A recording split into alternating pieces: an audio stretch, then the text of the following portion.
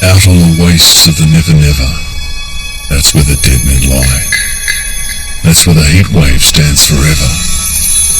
That's where the dead men lie. That's where the Earth's love song. The centre of Australia extends for over 2 million square kilometres of salt pans, scrubland, deserts, and stark mountain ranges. Strangled by thirst and fierce privation, that's how the dead men die. Out on Monkey Grove's forest. Many of the centre's prominent geographical features bear testimony to the dashed hopes of white explorers. Mount Disappointment, Mount Despair, Mount Hopeless, Desolation Camp, and Mount Destruction. There's even an ophthalmia range to commemorate those who were blinded by the constant glare of the sun.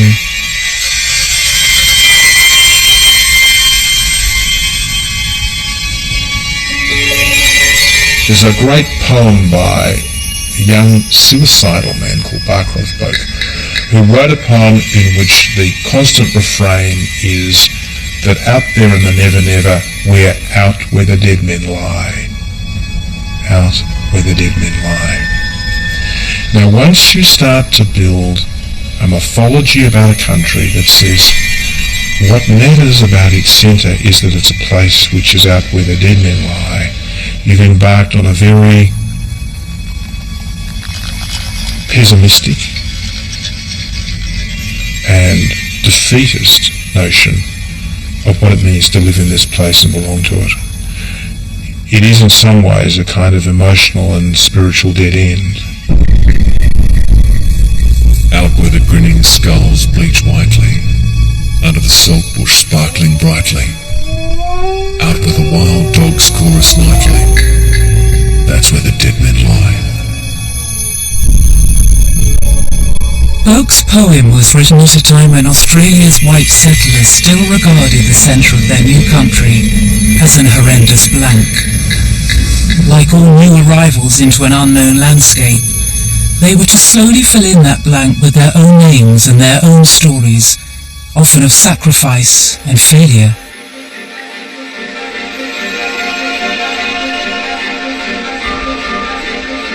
It was to take some time for an alternative, more positive vision of this country to evolve. A vision that was to recognise the extraordinary diversity and beauty of the centre, and to finally incorporate the way the land has always been imagined and seen by its original inhabitants.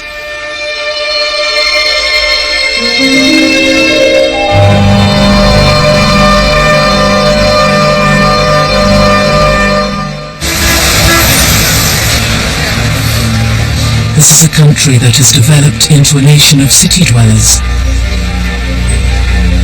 4 out of every 5 Australians live on the edge of the continent, within 30 miles of the coast. Many citizens never venture into the interior, but that does not mean they ignore it. The desert is definitely part of Australia's identity. Not only our own structured identity, but the identity that's put on Australia. If you look at tourist posters for Australia in other countries, along right up there with the Opera House is going to be the desert, and of course it will be the Red Desert. And this is extraordinarily ironic because there's no country in the world that is so urbanised as Australia. The population is all concentrated in the fringe, in the cities of the coast. And yet there is this kind of yearning to acknowledge and even identify with this great emptiness in the centre.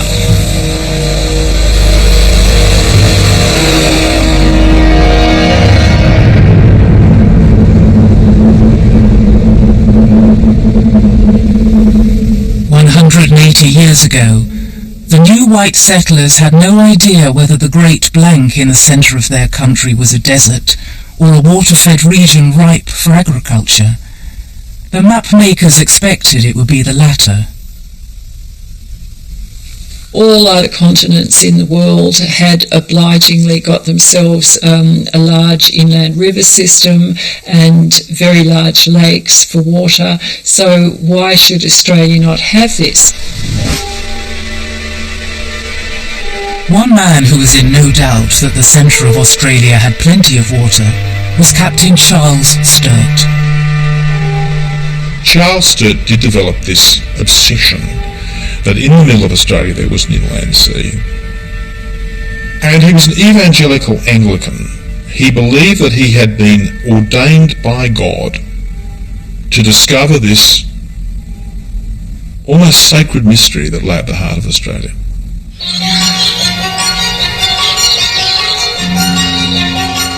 Sturt had travelled in Western Victoria in the 1820s, and he had noted that flights of birds quite consistently flew northwest from there, and he thought, I'm sure they're flying towards water.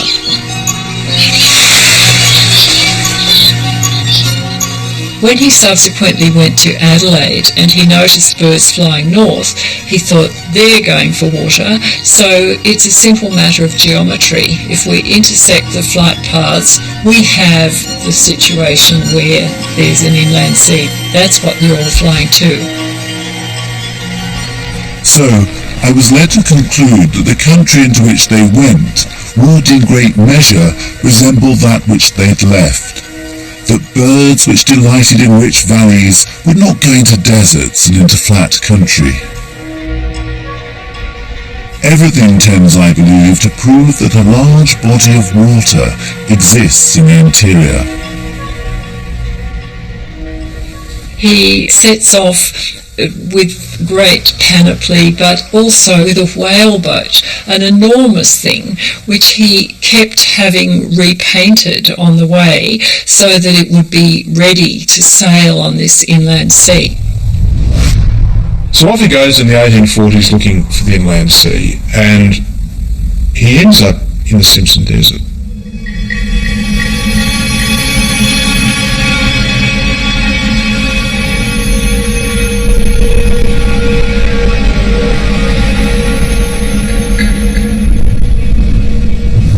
A 1,000 kilometres north of Adelaide, Sturt and his team blundered into the world's largest parallel sand dune system. A desert that stretches over 176,000 square kilometres.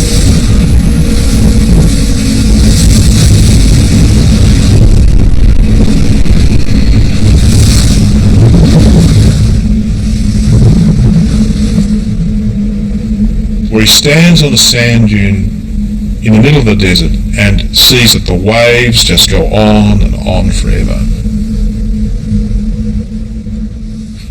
He calls them these land waves because the land is taunting him, it's mocking him, because where there should be a great ocean, there's just waves of sand. I really shuddered at the reappearance of those solid waves. These heart-depressing features existed to damp the spirits of my men and irresistibly depress my own. For Sturt, it was a kind of Gothic imprisonment, because he was imprisoned at Depot Glen by thirst, which was as big a prison as any iron bars. And this was also internalised as a kind of psychological imprisonment by the terrors of the landscape. Hunger, thirst and scurvy eventually drove the Sturt expedition to a complete standstill. They returned barely alive. He really does return to the coast, to the civilization of the coast, defeated.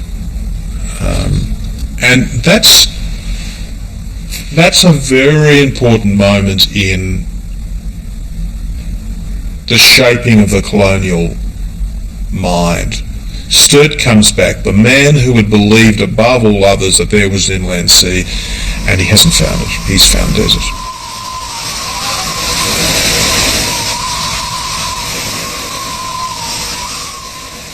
So you get this extraordinary development of an explorer hero who is a failed explorer in the terms of the original contract, but who nevertheless achieves an enormous status as a hero who has battled with the land, with the elements, with thirst and drought and the difficulty of the terrain and all of these things, and who has done this for some noble, selfless reason.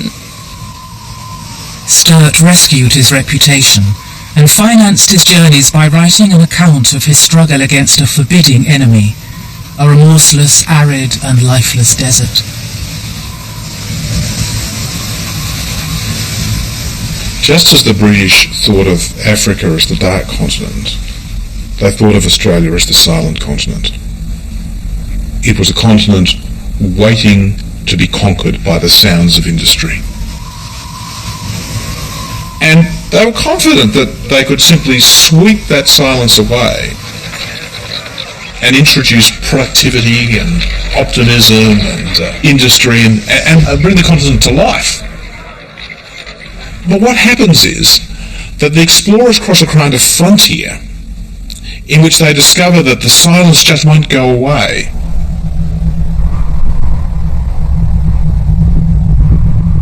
Once you cross that frontier, you're in an arid zone where there are no rivers, you're looking every day for water, and you can feel the silence hanging in the air. And explorers like Charles Sturt refer to this not just as silence, but death-like silence. They feel as though they've entered a zone of death.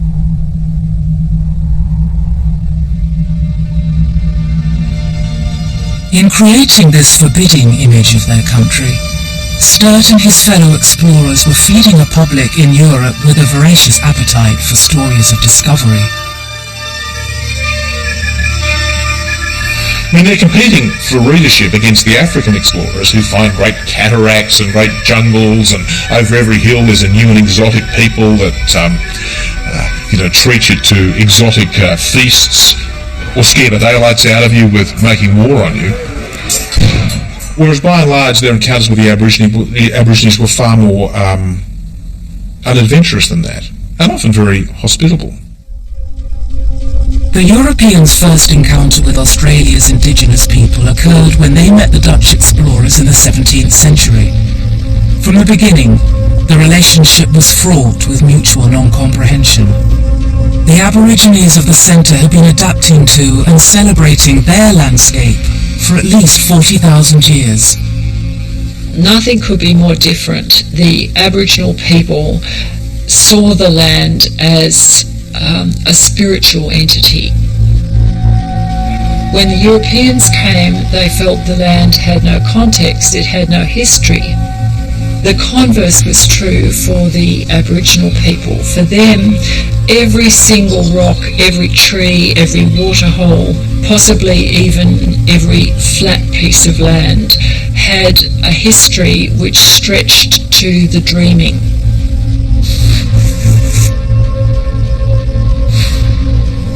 And they believed that in the dreaming, the ancestral, powerful, spiritual beings emerged from the land and made great epic journeys through what had been a flat and featureless country, lifting up the mountains, making the waterholes, making the country that they saw, literally creating the country.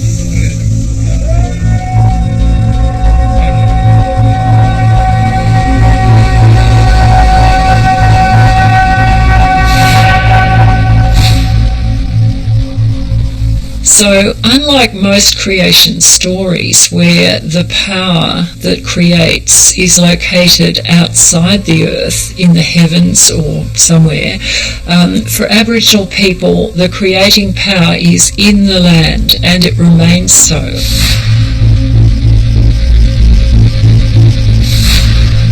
Every waterhole, valleys and hills is associated from the time of creation as a very sacred part of who you are. They saw country and everything on it as a family member. See, and that includes every living thing, like every plant, every reptile, every animal, every bird, every insect. It's all a living entity and must be treated as such.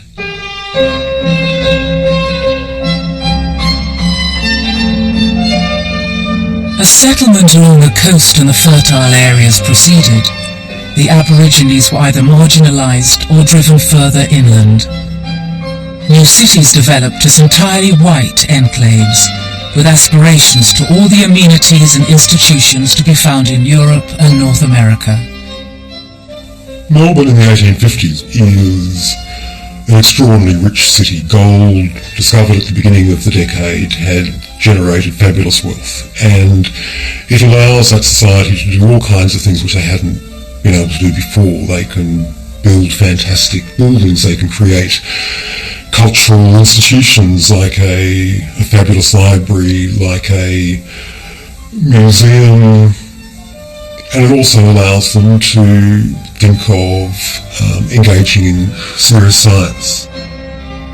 And very soon the city's great and good formed their very own Royal Society. Modelled on the illustrious British institution of the same name, it shared the same objectives, the pursuit of scientific inquiry. And it was this institution which was to launch an expedition which would fill the apparently lifeless desert with a story of heroism and sacrifice.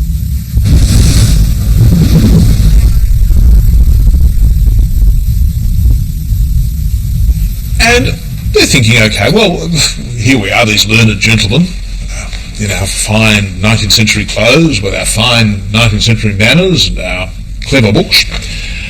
We need a jolly good expedition. After months of prevarication and indecision, the Society's Exploration Committee resolved upon a scientific expedition that will cross the continent from Melbourne to the Gulf of Carpentaria in the north. On the way, they were to collect scientific specimens, survey the land, and paint watercolours. And they have the most extravagant ideas about what they're going to achieve. They spend thousands of pounds and they get scientists and they have meetings. And by the time the whole thing is set up, they have created this lumbering caravan of Victorian scientific endeavour that costs a fortune and which moves at snail pace out of Melbourne and in fact makes camp that night, well, within easy walking distance in the nearby suburb of Essendon. I mean, you could walk back into town and have a drink. It was pathetic. And in command of this whole outfit is this fellow Robert O'Hara Burke. Now, Mr. Burke's a nice fellow. He's handsome. There's a bit of a sort of dashing way about him. He's been in the cavalry. But he's famous for not being able to find his way about. I mean, he is just hopeless as a bushman. Burke was also not much of a diarist. It was to be his eventual second-in-command, John Wills, whose accounts were to become the stuff of legend. No expense was to be spared on Melbourne's awfully big adventure. 25 camels were shipped across from India, with 8 Afghan cameleers. The expedition, which set off from Melbourne with 15,000 spectators and with such high ambitions, soon shed its scientists and most of its 20 tons of equipment. The interior they encountered was to be very different from the one that previous explorers like Sturt had experienced. Their paintings and diaries described a landscape that is often lush and green. We often think of the centre as being extraordinarily dry, and clearly, at various times it is. But Burke and Wills cross the continent in one of the wettest of years. There is so much water that the grass is so long. They make the crossing in one of the best of seasons. The vagaries of the Australian climate were not understood at the time. This might be the driest of continents, but it is also the most unpredictable.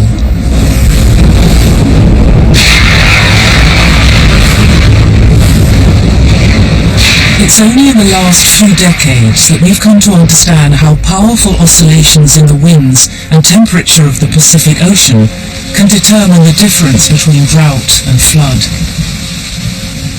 Burke's expedition entered the centre during what is known as a La Nina year, a wet year.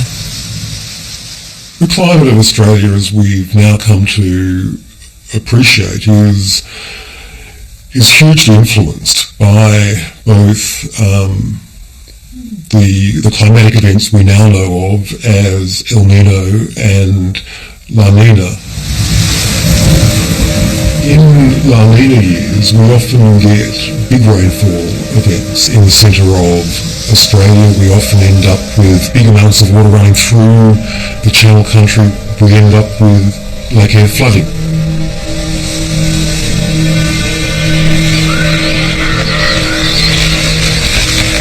During a La Nina event in the Pacific, millions of birds migrate to temporary lakes in the centre.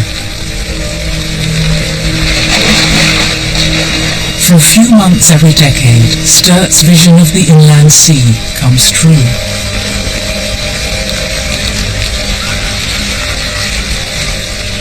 Burke, Wills and two others successfully crossed the centre and reached the swamps of the Gulf of Carpentaria on the north coast of Australia. But it was on their return journey that they began to run out of food and water. One member of the expedition died. The remaining three returned to their base camp in Coopers Creek to find that it had been deserted the same day.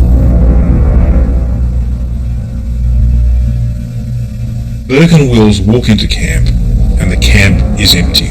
They expected to find horses, men, a big pot of emu stew, a whole welcoming party. Instead, they walk into silence, an empty camp, and this fateful word carved on the tree: dig, dig.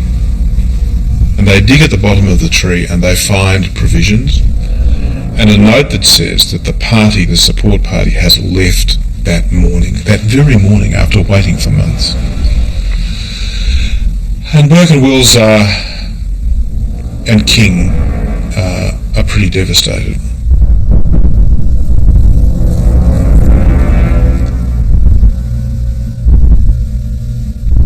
There were people nearby at Coopers Creek, people who could have helped.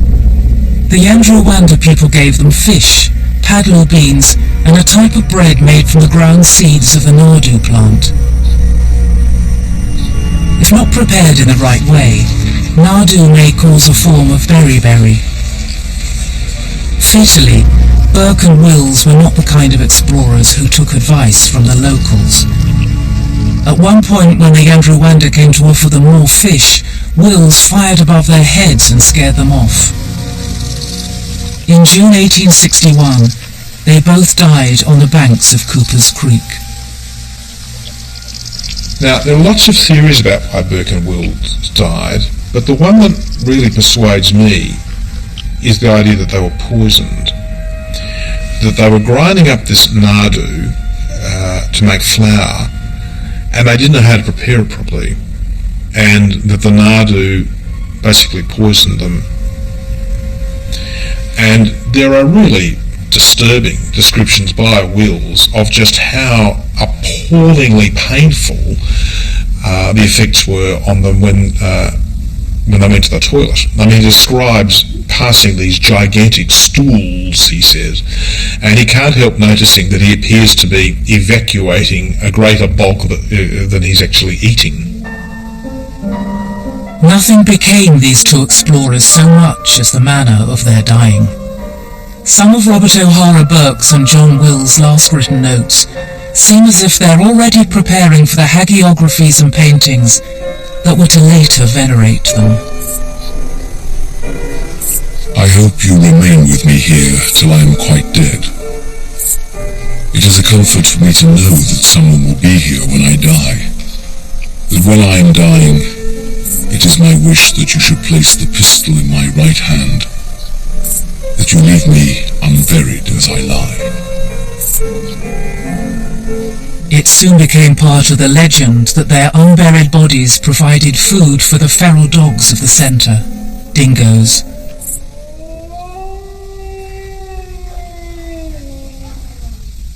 The last surviving member of the expedition, John King, was later found almost out of his mind, but alive and fed by the Yandrawanda people. Melbourne struggles with the expedition in its aftermath. There was huge debate over what it meant, and there was always a very, very powerful body of opinion that this has been a disaster and an embarrassment. But I guess but officialdom do not want to admit that it had been a failure, and so they very deliberately elevate Burke and Wills into heroes, and that involves declaring a holiday and having a massive state funeral and giving them a great sort of mausoleum in the cemetery, and then giving them what in colonial terms was a huge bronze statue in the centre of the city. 40,000 people attended Burke and Wills' funeral.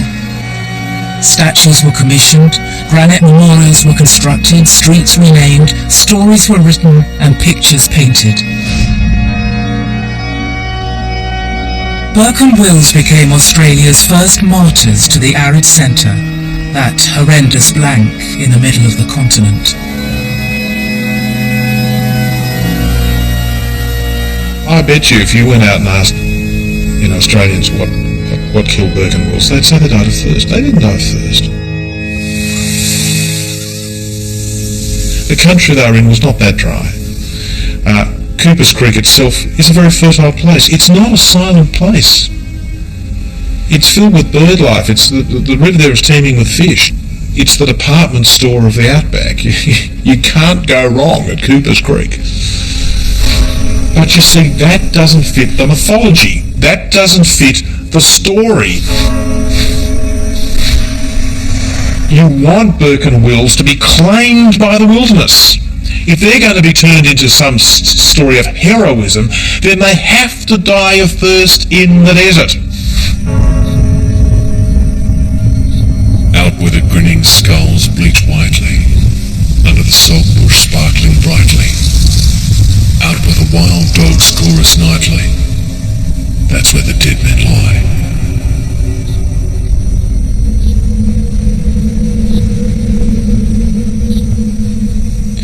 And that's why Burke and Wills is so important, because Burke and Wills are an attempt to make sense of the silence. They're an attempt by white Australia to give a story to the emptiness, for us to hear some version of ourselves in a land which refuses to speak to us of ourselves. It's the start of creating a white mythology about Australia. And it's not risible. It's not finally an act of folly. It's a hunger to belong.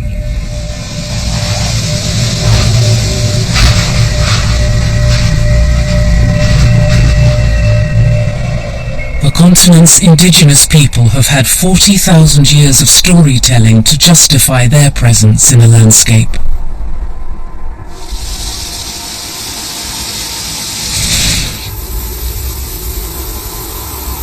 This dreaming here, this belonged to my grandmother. My grandmother's country is this place called Ananka, and from Ananka we got this streaming called Ingrita. And in Ananka there's this lizard, this mountain devil lizard. The white settlers, they know this lizard as the thorny devil lizard. This lizard travelled around this country and collected all these rocks and put it in this pouch, which is what this circle here represents. And this pouch is found on the back of its neck. And when it walked through the country, it deposited these ochre colours into sacred areas. This one belonging to the man with the boomerang spear, and the other one belonging to the women dreaming. Now the woman one, they got sacred place here, which is a waterhole, and I heard this from my grandparents, my grandmother. This place here, this is called Ananka, and this is where this lizard come from.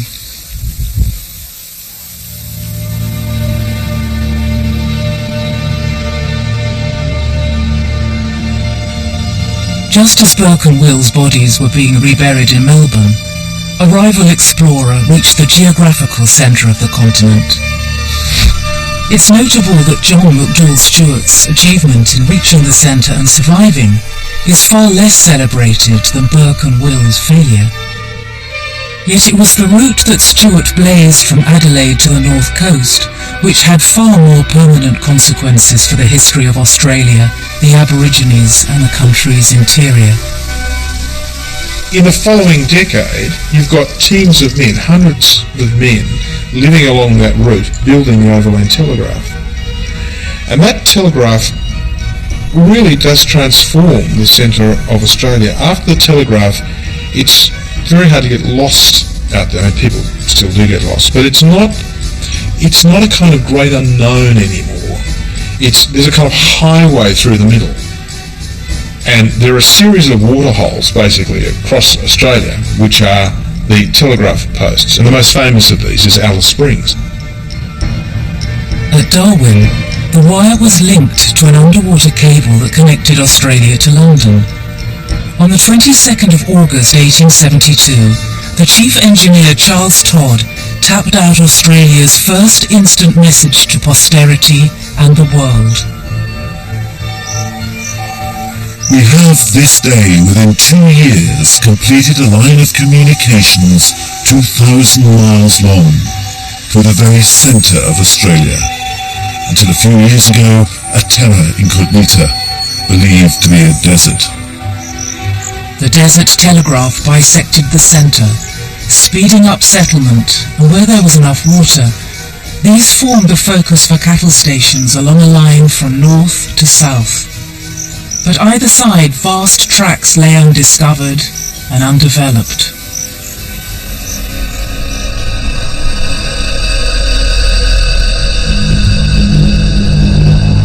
After these great expeditions, really very little was done about desert exploration for maybe 40 years. There was no sense that we should be bothered with this anymore. Let's get on with developing the cities. Let's get on with commerce in an urban sense. Let's get on with certainly pastoral industry, but pastoral industry in areas where we know it works.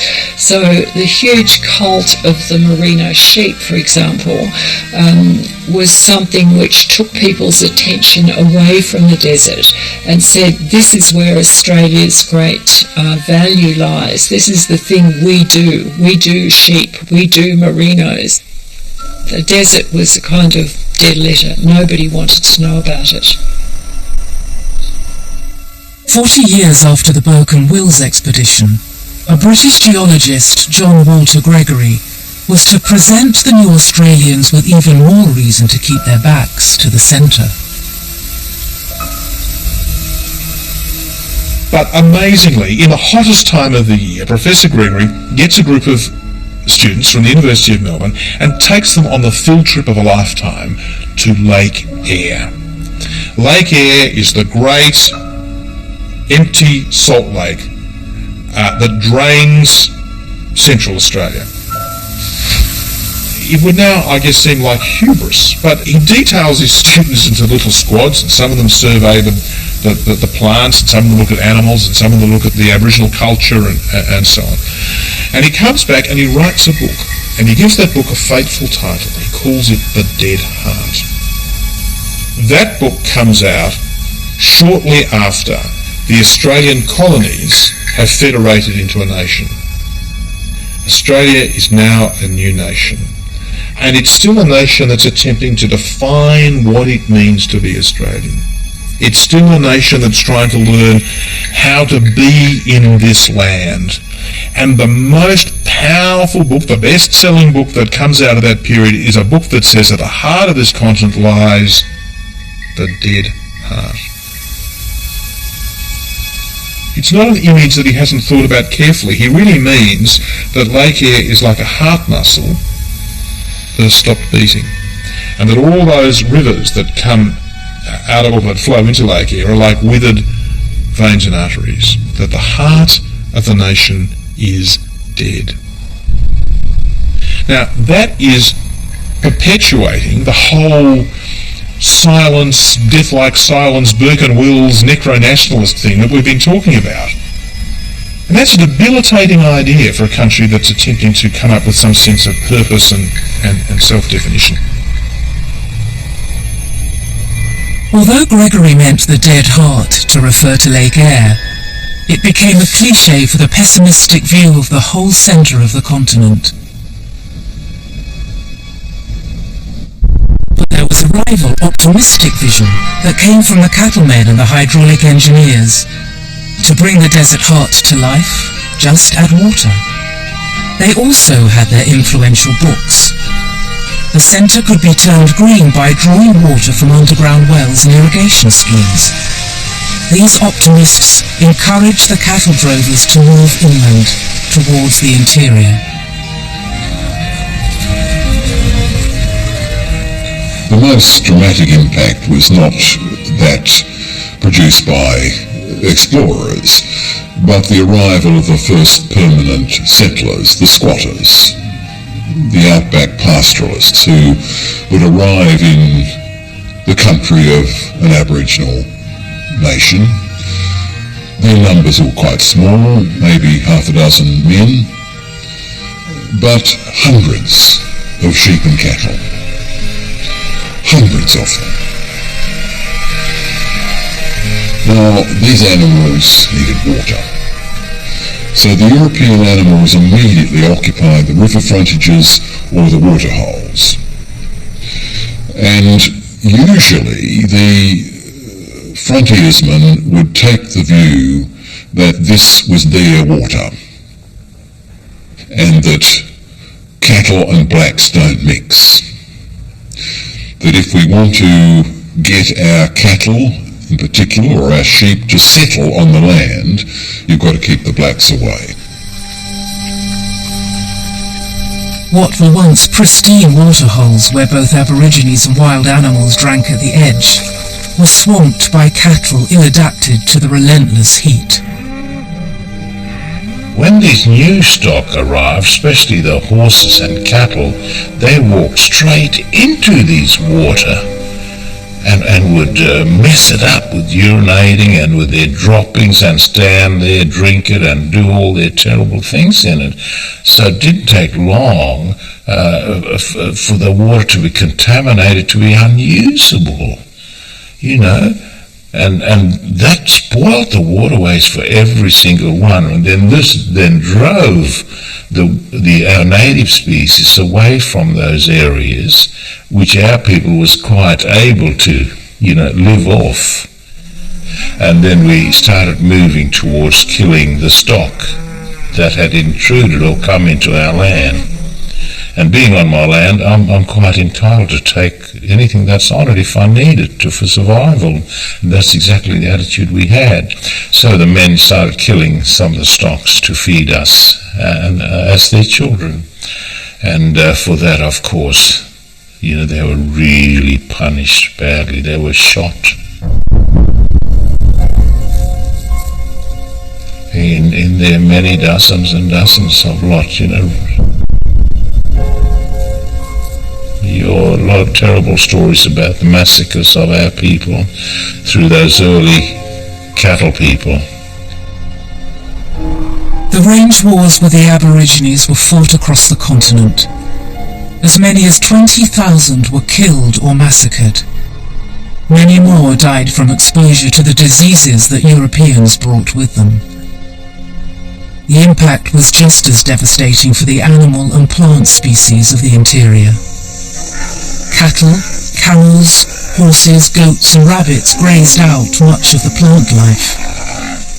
Foxes and cats took a great toll on the reptiles and smaller mammals. Australia has lost more mammal species than any other country. See, that's one story that just tells you how it is. And it was like that with all our people and the plant world and the land itself. It's living being to us. And it hurts same as we hurt. And we hurt for same as it hurts for us. It is a two-way emotional connection. That's a reality. And when we see country being damaged like that, okay, we feel the same pain. Isolated in the vast interior, some Aborigine communities were able to continue clinging on to their culture and relationship with nature.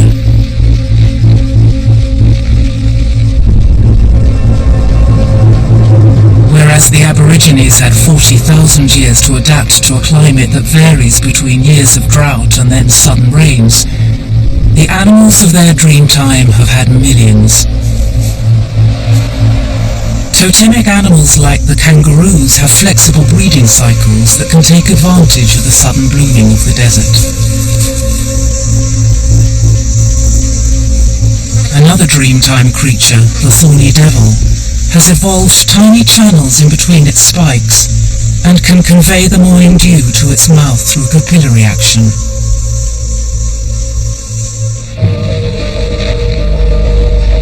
Far away from the rapidly developing cities around the periphery, Australia's dead heart remained an inaccessible wasteland, inhabited by primitives and isolated cattlemen. It was a land portrayed in black and white images, occasionally penetrated by scientific expeditions. It was from one of these surveys that a new champion was to emerge, someone who saw the desert in a new light.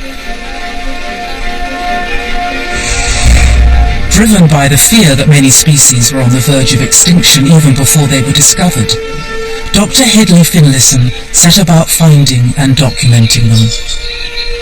In 1935 he published The Red Centre, a book that promoted a radical change in the perception of the interior. And he goes actually looking for marsupials, but what he comes away with is not so much his zoological find, but with a new vision of the desert, which he writes about as the Red Centre. And the Red Centre for him was absolutely mind-blowing.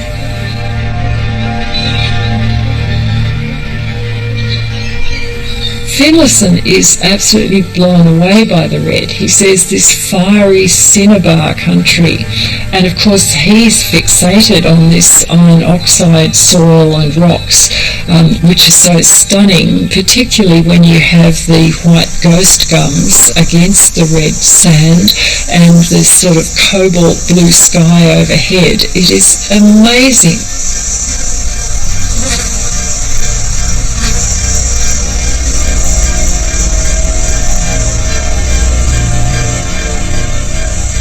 And what is fascinating is that when you track back from Finlayson, you find that almost no one else has mentioned the colour red. All these explorers, all the missionaries, all the settlers who go into the desert, none of them mentions this word red. All they're doing is looking for green, and if they can't find green, it's nothing, it's not red. But it's an indication of how much we only see what we're looking for, and if we don't see what we're looking for, then there's nothing. So Finlayson turned around the idea of the dead heart to being something which was vivid and beautiful and well worth our attention. Finlayson went further than advocating the way the desert should be seen. He railed against the destructive influence of the white man. Above all, he took up the cause of the centre's indigenous people. But the debt we owe them is for the whole white community to discharge. That it may be done soon and done with an open hand must be the earnest wish of all who set justice above expediency.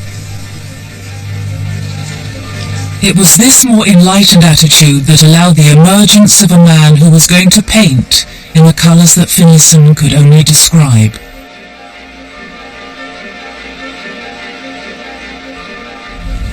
For Australians, with their origins in Europe, the colour of beauty and of nature is green, and the colour of death is brown. When you travel in the centre of Australia, the land is brown, the grass is brown, and it's required a whole shift of imagination to come to understand that the colours of this country can be thought of as the colours of life. Now, one of the people who helped us see the centre differently, who transformed Australians' sense of the centre, is the Aboriginal artist Albert Namatjira. Now, Namatjira is working in the 40s and 50s. He's a traditional tribal man, and he learns watercolour painting. And he paints these extraordinarily beautiful paintings of his own country.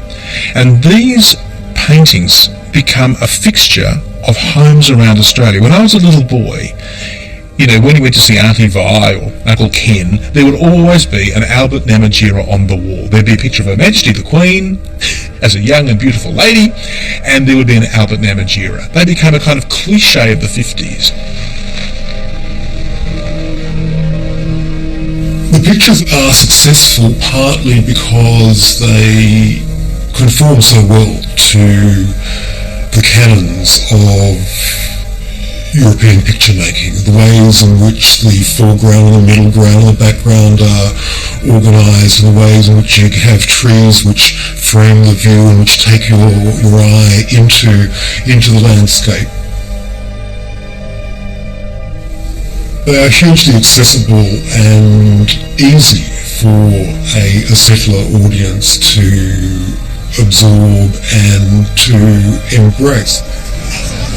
And Australians loved them because they showed them an Australia they didn't know they had. Because the Central Australia that urban Australians knew, they were grainy, grey photographs in magazines. So after the Second World War, we start to see Central Australia in colour. And Namatjira is absolutely fundamental to opening our eyes to the colour of Australia. So we stop listening and start looking. Namatjira belonged to the Oranda people who live in the country around what is now Alice Springs. Although he painted in a Western manner, he, like many Aboriginal artists that followed him, stuck to portraying the landscape of his country, the Oranda country. Albert Namatjira's painting was extremely useful because he became very popular in the early days of an Aboriginal artist, presenting the work in a language the wider community could understand. I believe if he'd presented it in the dot painting system, then no one would have known what he was doing. But he was painting his country, and he was honouring his family, by doing what he was doing. This idea of the sensuousness, the vibrancy, the intensity of the colour of Central Australia is a kind of spiritual awakening that occurs. So it's not advertising or politics or rhetoric, it's an Aboriginal man with a paintbrush who really opens the Australian heart to the Australian wilderness.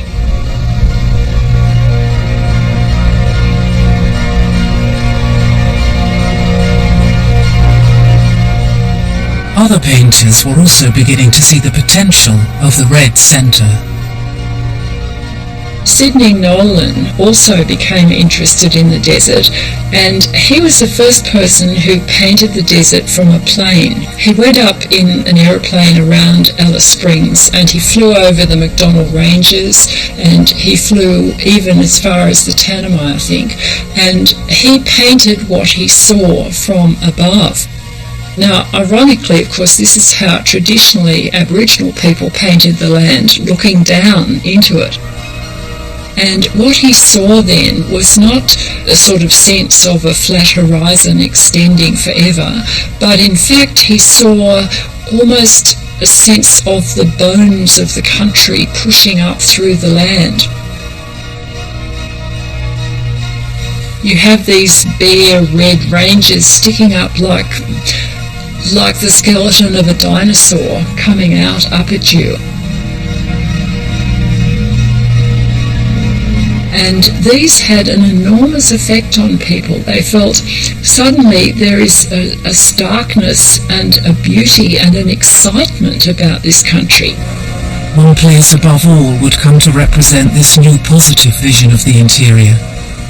Local Aborigines call it Uluru, but white explorers gave it another name. This is the goal. Ayers Rock looms up like a giant mound from 10 miles away. 50 years after Federation, white Australians were redefining their relationship with the centre. The dead heart was becoming the red heart.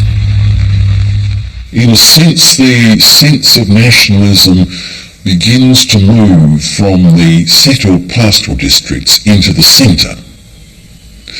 And so the centre itself gradually comes to play a role in this sense of Australian nationalism, until by the middle of the 20th century, it is the centre that is seen in a way as the heart of Australia. But this was still very much a white Australian vision. Climbing Ayers Rock became a rite of passage, ignoring the reservations of the local Anangu people, who see climbing it as an act of disrespect for a place they regard as sacred.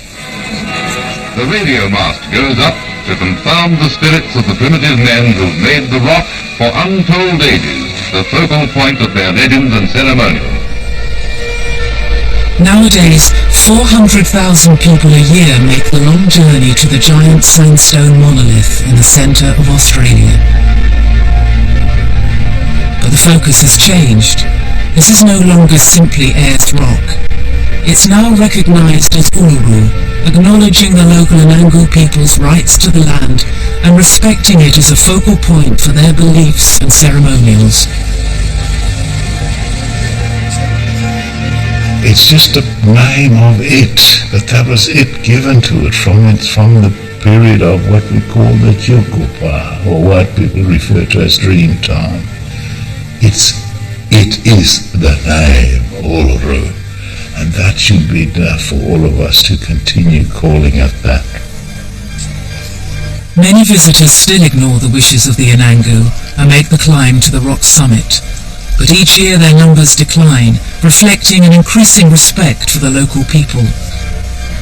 Uluru has become a national icon for Australia and its red centre. The centre is even more distinctive. The centre is even more uniquely ours. No one else has got a centre like we have. So that if we want to be a distinctive people, a nation, then the centre becomes important. Alongside the recognition of Aboriginal rights and their cultural connection to the centre, the new Australians have continued to develop their own relationship with it. I think in Australia, increasingly, there's a real sense that we need to form those bonds. Spiritual is perhaps too strong a word, but certainly a bond that is more than just physical with the country, to have a sense of belonging, so that we're not just the dispossessors of the land, but that we can actually engage with the land. This engagement has gone beyond painting and tourism, and into television and cinema.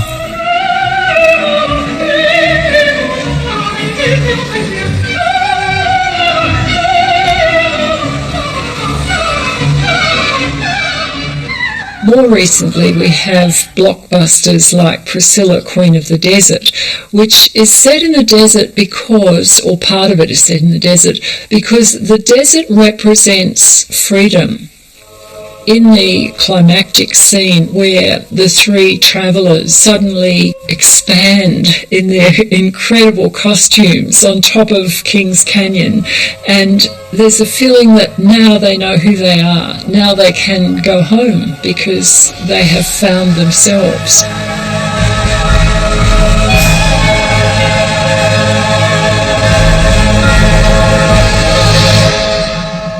We can never be the Indigenous people, but the extraordinarily generous thing is that the Aboriginal people welcome this involvement, welcome this identification. They don't say, you can't have a part of this. They welcome attempts by non-Aboriginal people to form these identifying bonds with country. They speak of this word country, which is, I think, a whole new concept for us, but something which we're trying very hard to learn. It's a great paradox, isn't it, that it once despised Aborigines producing art about the country in a way that so many white fellows would have loved to have been able to do but never could, because they could only paint the colours, they can only aesthetically appreciate the landscape. Whereas the Aboriginal appreciation of it is infinitely greater than that. So this man Devil Lizard is responsible for collecting all these ochre stones, and they use these ochre colours during ceremony time, and the most important colour is the red colour, because this red colour is the one we paint our bodies with. And after we put that on, maybe mix it with emu fat. And after we put that on, we put the other colours to paint the body design of the dreaming we're representing from our country.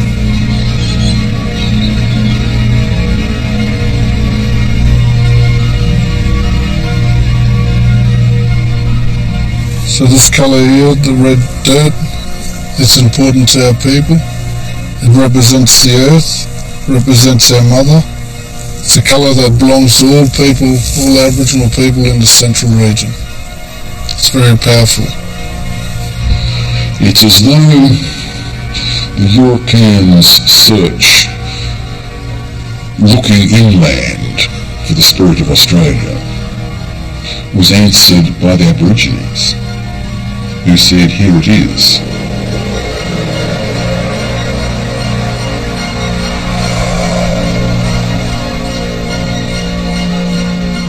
But the story doesn't end there, and even at this very moment there is great controversy about the condition of life in the settlements around Alice Springs and around Uluru. Many Indigenous communities in the interior present a contrasting image of the centre. Australia's original inhabitants still suffer from the highest levels of social deprivation in the country.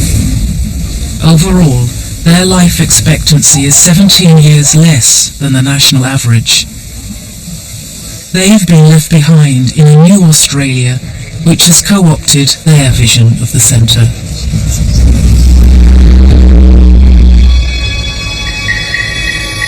But among the populations of the towns and cities around Australia's periphery, older visions of a more sinister interior still survive. For some, the centre still holds the same fears that haunted the early explorers.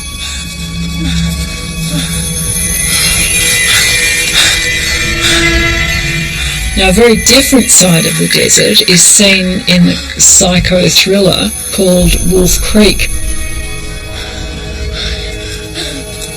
And this was based on an actual story of hitchhikers who'd travelled into the desert, and one of them escaped to tell the tale of the others being murdered by a psychopath killer in the desert.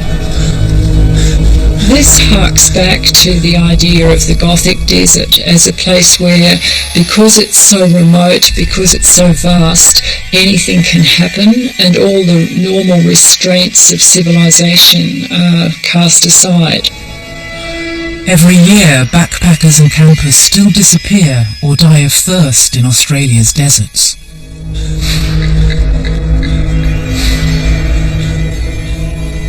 There are still unresolved mysteries. That idea of a macabre, evil presence lurking in the desert is still very strong in the culture.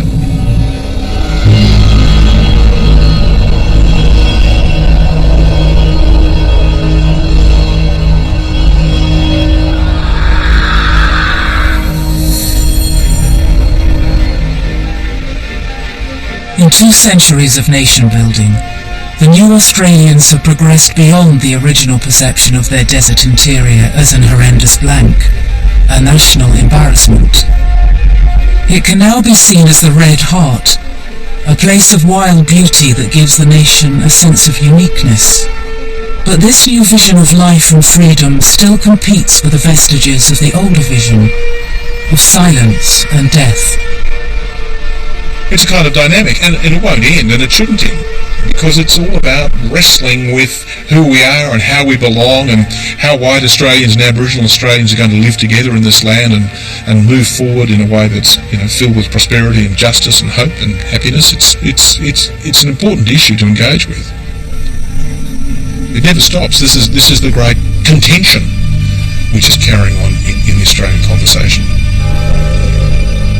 Out where the grinning skulls bleach whitely, under the saltbush sparkling brightly, out where the wild dogs chorus nightly, that's where the dead men lie.